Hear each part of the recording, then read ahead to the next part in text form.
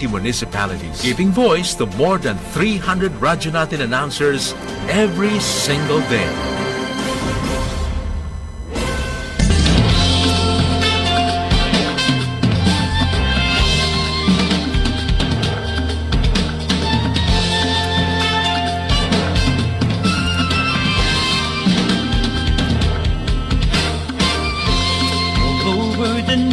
We're here for you, friendly companion wherever you are. Giving the latest news and playing the best music that you love. More than 100 stations nationwide, broadcasting live.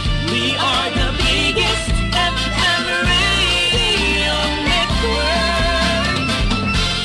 Radio Natin. Your favorite radio. Bridging the entire archipelago. Radio Natin. Your favorite radio. Radio. Radio Natin. Your favorite radio. Bridging the entire archipelago. Radio Natin. Your favorite radio. Radio Natin.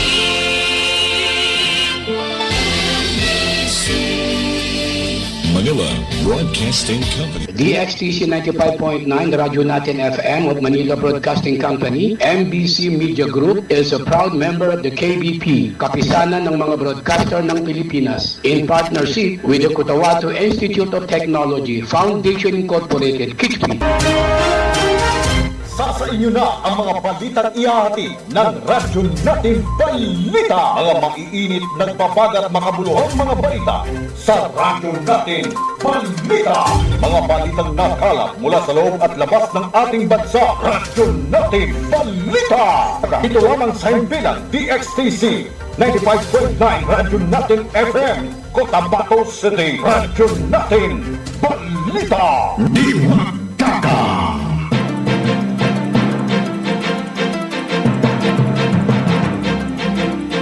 DXTC 95.9 na Radyo Natin FM Cotabato City is a proud member of the KBP, Kapisanan ng mga broadcaster ng Pilipinas of MBC Manila Broadcasting Company or Media Group. Itama po ang inyong mga oras sa buong kapuluan na 7 minuto makalipas ang alas 7 ng umaga. Magandang umaga, Central Mindanao. Ngayon ay araw ng Lunes, ika-siyam sa buwan ng Marso 2026 at ika-11 sa buwan ng Ramadan 1447 sa Islamic Hijra Calendar. Sa ngalan po ng aming butihing station manager sa aming admin officer, KBP License, RPB Jawarila sa aming news head, Miss Noronisa Mamital Kusina, at sa aming mga media technician, ako po ang inyong makakasama maghatid ng mga balita sa loob at labas ng ating bansa. Radyo Natin, Caroline Abbas. 7 minuto makalipas ang alas 7 ng umaga at ang oras na inatid sa inyo ng Cotabato Institute of Technology Foundation Incorporated. At bago nating dakuan ang ating mga balita, alamin muna natin ang lagay ng panahon ngayong araw ng Lunes.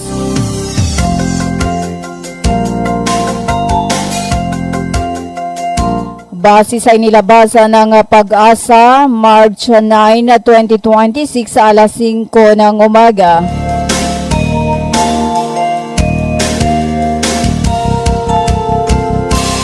Sa Bangsamoro Autonomous Region in Muslim Mindanao ay makakaranas sa mga ulap na kalangitan na may kalat-kalat na pag-ulan, kidlat at kulog dulot ng true ng LPE or low pressure area. Posible nga pagbaha o pagguho ng lupa dahil sa katamtaman hanggang minsang malakas na pag-ulan.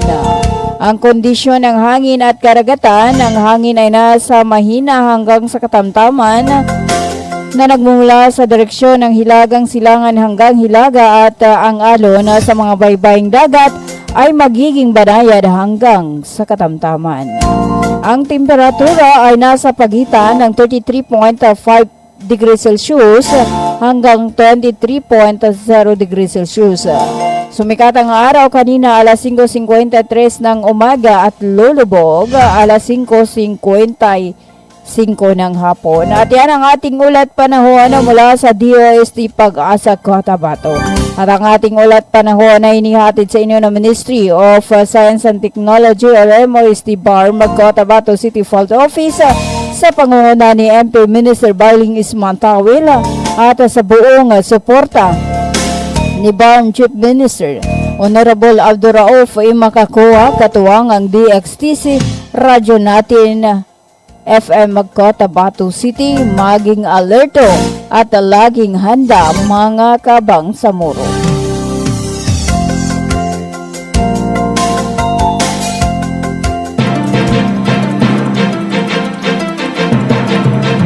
Sampung minuto makalipas ang alas 7 ng umaga.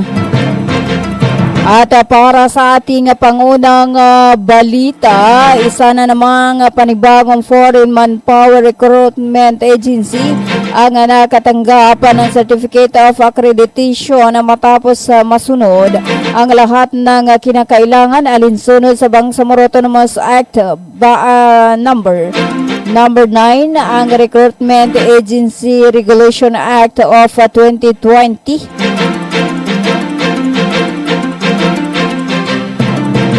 Ang Philippine RN Recruitment Agency Incorporated ay na-accredite ng Recruitment and Accreditation Division sa ilalim ng Bureau of Employment Promotion and Welfare ng Ministry of Labor and Employment or MOLE sa pamamahala ni Minister Muslimin Bapamo sa SEMA. Ito ay opisyal ng kinilala bilang isang otorisadong ahensya na maaring mag-recruit ng mga naghahanap ng trabaho mula sa buong Bangsamoro Autonomous Region in Muslim Mindanao or BERMM mula ika-4 sa buwan ng Marso hanggang ika-3 sa buwan ng Marso 2029.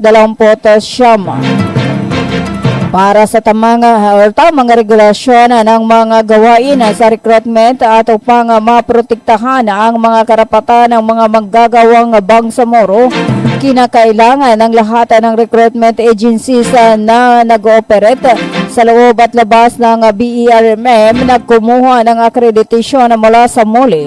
Ang accreditation ay maaaring i-renew tuwing 3 taon. 12 minuto makalipas ang alas 7 ng umaga. Para sa iba pa nating mga balita, mahigit 30 loss of firearms ang nasamsam na militar sa isinagawang operasyon sa 3 lugar sa Maguindanao del Sur, Midsaya, Cotabato at Special Geographic Area o SGA BARM noong ika-6 sa buwan ng Marso 2026.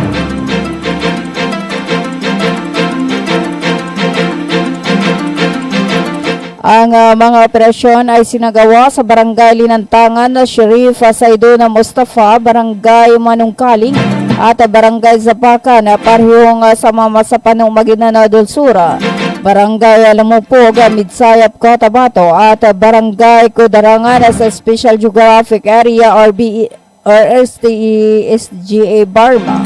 Sa isinagawang press conference na ginanap kahapon sa 6th Infantry Campila na Division of Philippine Army sa Awang Dato Udinsinso at Maguindanao del Sur, ipinakita sa lokal na media ang mga kagamitan na pandigma na nakumpiska. Ayon pa kay Major General Jose Vladimir Cagara, Commander ng 6th Infantry Campila na Division at 20th Force Central, epektibo pa rin ang balik-baril program ng pamahalaan dahil unti-unting nababawasan at isinusuko ang mga armas sa militara. Hinihiling ng mga opisyal na makipagtulungan ang mga mamamayan sa pamahalaan para mapanatili ang kaligtasan at kapayapaan ng komunidad dahil patuloy silang nagsisikap na panatilihing mapayapa ang rehiyon. 14 na minuto makalipas ang alas 7 ng umaga. Para sa iba pa nating mga balita, nasawi ang kinikilalang pinuno na si Emir ng Dawla Islamiyah Hassan Group or na si Imaruddin Kulaw sa magkasaniban na operasyon ng 601st at 602nd Infantry Brigade. Umaga ng linggo o kahapon, ang anti-terror operation ay sinagawa sa barangay Tinimbakan, Banisilan, Cotabato matapos siyang subukang arestuhin. Ayon sa ulat ng mga lokal na opisyal ng Maguindanao del Sur at Maguindanao del Norte, noong nitong linggo, umabot na sa 346 na tagasunod ni Kulaw ang sumuko sa 6th Infantry Division at Police Regional Office sa Bangsamoro Autonomous Region or PROBAR. Sa nakalipas na 4 na taon, sila ay naibalik sa mga mainstream society sa tulong ng 6th Infantry Division PROBAR, mga ahensya ng gobyerno sa Region 12 at ng regional na pamahalaan ng Bangsamoro Autonomous Region in Muslim Mindanao. Ang operasyon ay nasagawa matapos maulat. May ulat ng mga lokal na residente at opisyal na kinaroroonan ni Kulaw sa barangay Tinimbakan. Ito ay iniulat kay Major General Jose Vladimir Caraga or Kagara, Commander ng 6th Infantry Division, at kay Lieutenant General Donald Gumirang ng Western Mindanao Kumana.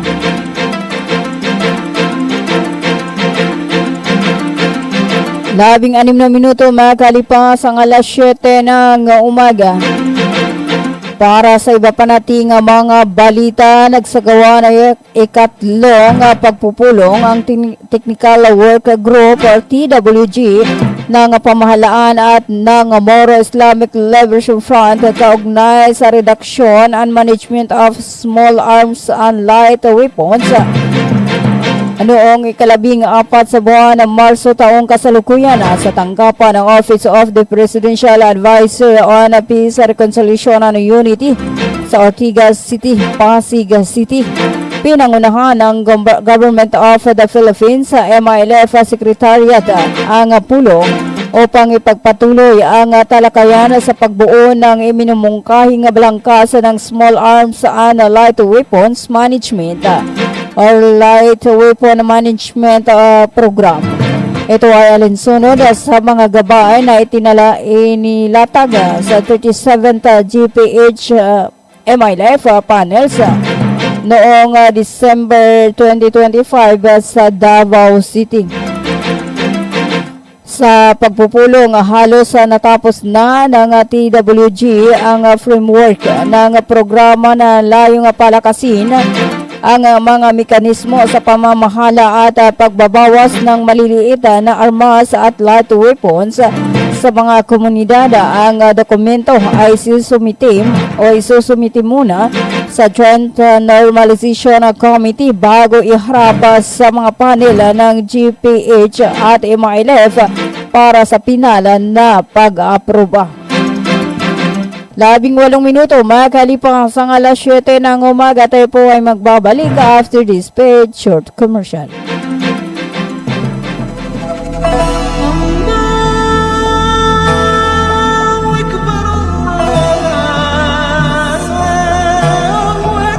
Bismillahirrahmanirrahim. Assalamualaikum warahmatullahi ta'ala wabarakatuh. Isang mapagpalang Ramadan sa ating lahat.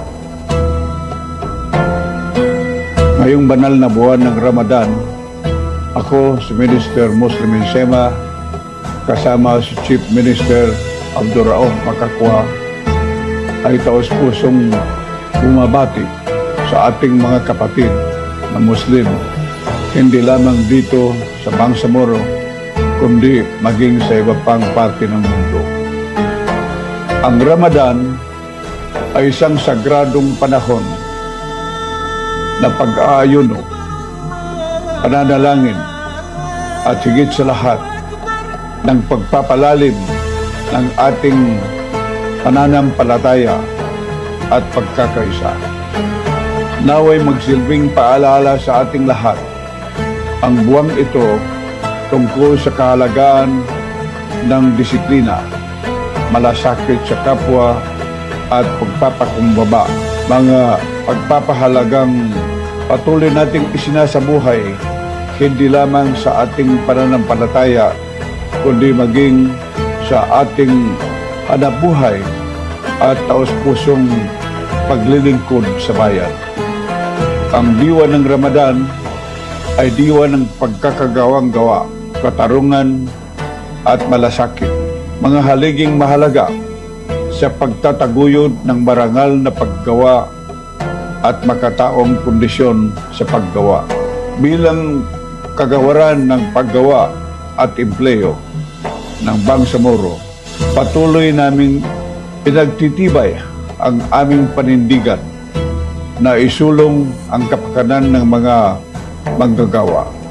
Itaguyod ang makatarungang pasahod at malasakit at palakasin ang ugnayan ng pamahalaan, manggagawa at mga employer. Alinsunod sa pagpapahalagang itinataguyod ng Islam. Naway maging makabuluhan at mapagpalang Ramadan ito sa ating lahat. Palain nawa tayo ng ating buong may kapal, Allah Subhanahu wa Ta'ala, ng kapayapaan, lakas ng loob at gabay sa ating patuloy na paglilingkod sa Bangsamoro. Ramadan Mubarak, wabillahi taufiq wal hidayah, wassalamualaikum warahmatullahi ta'ala wabarakatuh. Ang mensaheng ito ay hatid sa inyo ni Labor Minister Muslimin Bapamus Sem. Mga kabangsamoro, ating pakinggan ang mensaheng Ramadan ni Station Manager Dato Rojipay Andong Mangulamas, ang presidente ng Bangsamoro Sharia Lawyers League of the Philippines Incorporated. Bismillahirrahmanirrahim. Sa ngalan ng grupo ng Bangsamoro Sharia Lawyers League of the Philippines Incorporated at ng himpilang ito, ang DXTC 95.9 Radyo Natin FM Cotabato City, ako kasama ang aking pamilya ay nakikiisa sa buwan ng banal na Ramadan. Ang Ramadan ay isa sa mga haligi ng Islam at dapat lamang nating sundin bilang nananampalataya sa reliyong Islam. Ang Ramadan ay buwan ng Allah Subhanahu wa Ta'ala na kung saan ang ating sakripisyo, dasal at pananalig ay siya mismo ang magbibigay ng pagpapala. Sa buwan na ito ay ating ipanalangin na tanggapin niya ang ating dasal at kanya tayong kalulugdan na mapasama sa kanyang paraiso sa kabilang buhay, insyaallah. Mamarayong tanong, huwag kalimutan mo, tiyakapan tanong sa mapya, suingan abang sa moro. Wasukran, wassalamu alaikum warahmatullahi wabarakatuh.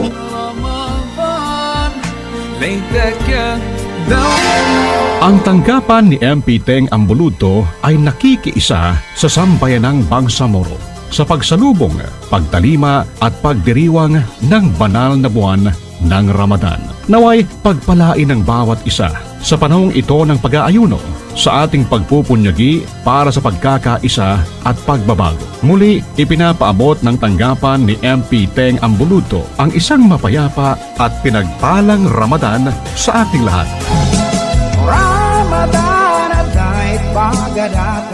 Sumapit na naman ang buwan ng Ramadan.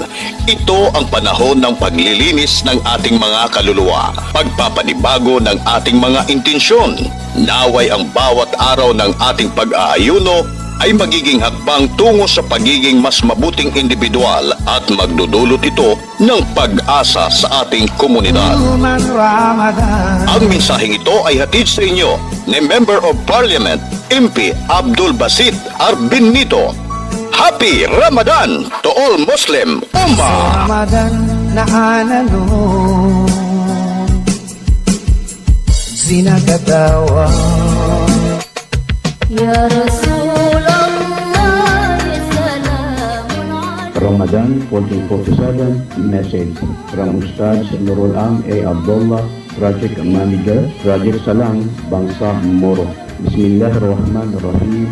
I extend the warmest greetings of peace and goodwill to all our beneficiaries, partners, stakeholders, and to the entire Bangsamoro community as we welcome the blessed month of Ramadan.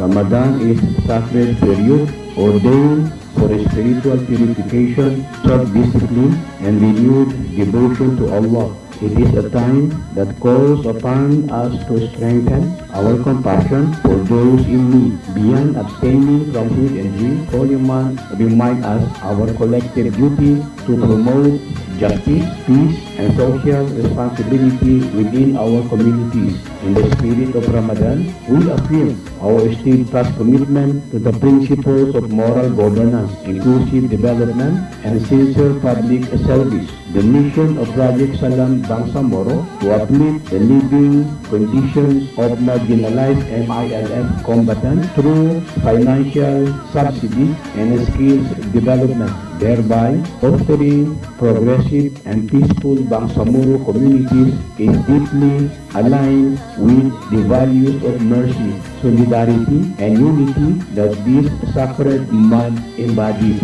May this blessed month inspire us to carry out our responsibilities with integrity, humility, and accountability, guided by the teachings of Islam and the aspiration of the Bangsamoro people for lasting peace and prosperity. Let Ramadan be a time of reflection, reconciliation, and renewed commitment to the common good. I fervently pray that Allah grant us peace in our hearts, clarity in our purpose, forgiveness for our shortcomings, and abundant barakah in all our endeavors. May He accept our fasting, prayers, and charitable deeds, and may this Ramadan bring lasting peace and prosperity to our communities. Ramadan Mubarak to all.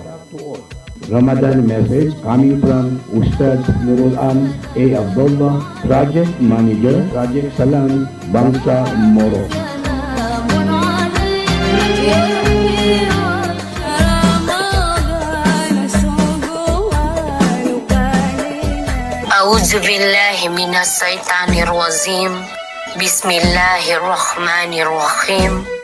Assalamualaikum warahmatullahi ta'ala wabarakatuh. Pagsyukur ako kanu Allah Ta'ala kana katingguma menem sa tiempo no Ramadan. Nagosta no pantanan. Padyalamang ko sa mga pagali ko abang sa muro. Do padyalamang ko sa langon no tupo no Raja Boyan di Masangkay Royal Descendants of the Philippines.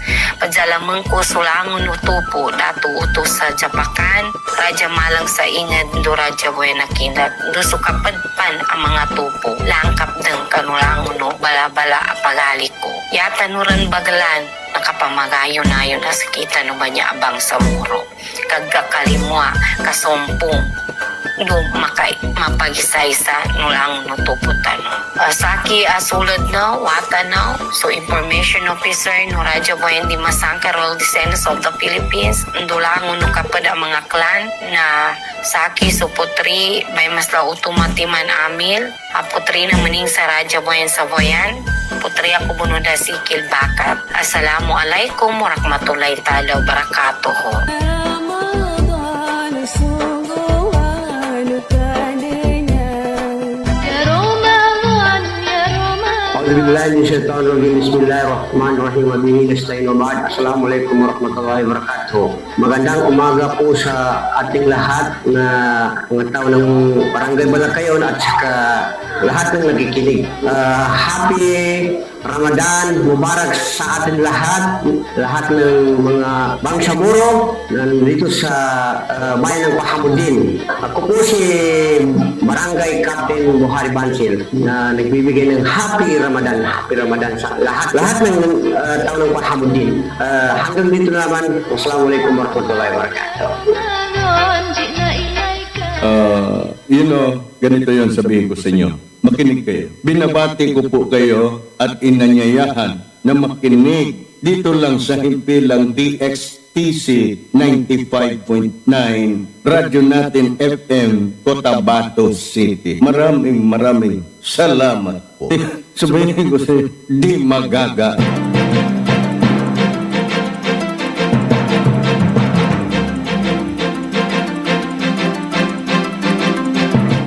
Itama po ang inyong mga oras sa buong kapulungan na 29 na minuto makalipas ang alas 7 ng umaga para sa iba pa nating mga balita na mahagis si Sultan Kudarat. Maguindanao del Sur Mayor Dato Shamim Mastura ng hadiah sa mga opisyal ng iba't ibang barangay ngayong buwan ng banal na buwan ng Ramadan. Ang pamahaging ito ay isang paraan ng pagpapakita ng suporta at pagpapahalaga ng lokal na pamahalaan sa mga barangay officials na patuloy na nagsisilbi at tumutulong sa pagpapanatili ng kaayusan at pagkakaisa sa kanilang mga komunidad sa buwan ng Ramadan na nakikilala bilang panahon ng pag-ayuno, panalangin at pagbibigayan. Mahalaga ang diwa ng pagtutulungan at pagbabahagi ng biyaya sa kapwa.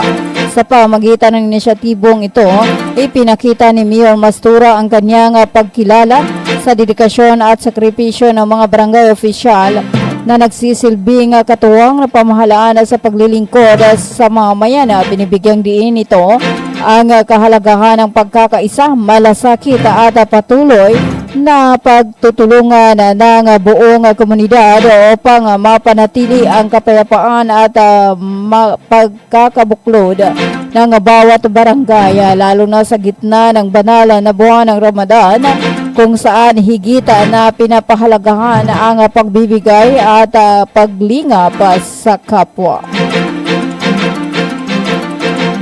31 minuto makalipas ang alas 7 ng umaga.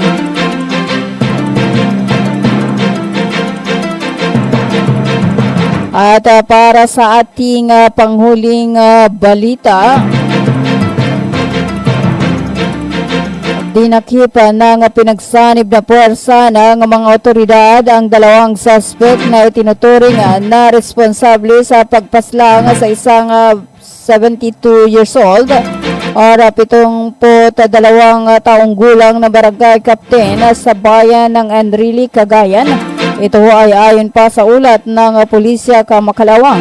Sa press conference sa Police Regional Office 2, sinabi ni Brigadier General Antonio Maralaga Jr., Regional Director ng Cagayan Valley,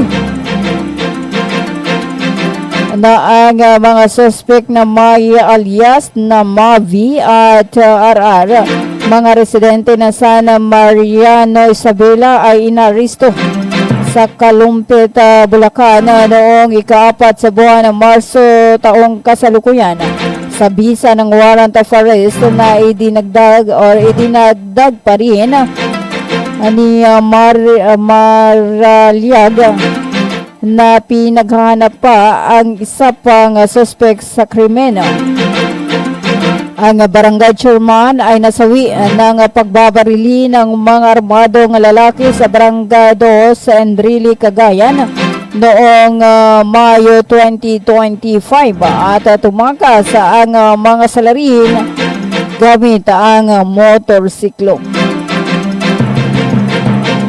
33 minuto makalipas ang alas 7 ng umaga at yan na po ang kabuuan ng ating radyo natin na balita. Sa ngalan po ng aming buting station manager sa aming admin officer KBP license, Sir PB Jawaril, sa aming news head, Miss Naroon sa Mamital Kusin. Ako po ang inyong nakasama, radyo natin Caroline Abbas. At bago tayo tuluyang magpaalam, hello po kay Ma'am Simbay Adam. Good morning, happy Ramadan Karim from Takurong City. At hello to Ismail Sanday. Assalamualaikum, mapita. Ramadan Mubarak at Ola Bangsamoro. At nanonood po ako sa live mo, DJ Maya. Sukran from Matanog, Maguindanao. Ilo po dyan sa may Matanog, Maguindanao. Kay Ismaila Sanday.